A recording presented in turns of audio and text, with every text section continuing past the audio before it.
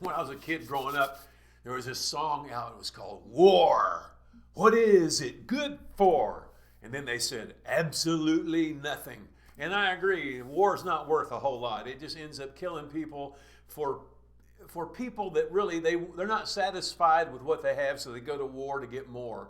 And it's a bad thing. But I want you to know there is a war going on right now. Whether you know it or not, there is a war going on in the United States and around the world, and it is a war for your worship. It happened to Jesus. He's getting ready to enter into the ministry. He's 30 years old. He's fasting. He's been fasting for 40 days. He hasn't eaten anything in 40 days, and scientists tell us it is possible. It's slimly possible for a person to live for 40 days without food. Can't do it without water, but he for 40 days, and the 40th day, your stomach will literally start digesting itself. And the devil comes to Jesus at that moment, at that time, and begins to tempt him.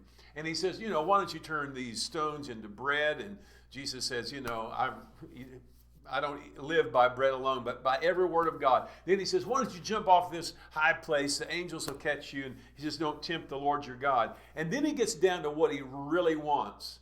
What he really wants. He tells Jesus, he shows Jesus all the kingdoms of the world. And he says, I will give you these.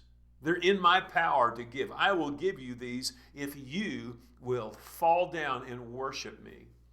That's what he was really after all along. He was after the worship of Jesus. I mean, can you imagine that? Satan is trying to tempt God in the flesh to fall down and worship him.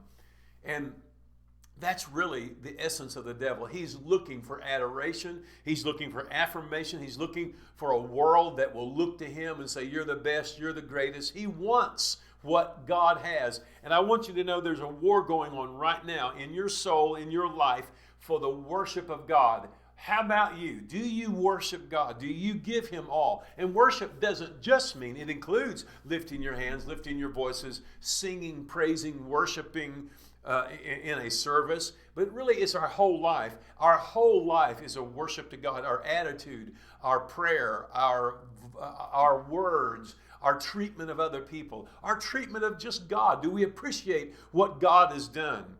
Do you give him your worship? I want you to know there is a war going on for your worship. You've got to give it to God. You've got to give it to Jesus. Give Jesus your worship in the war.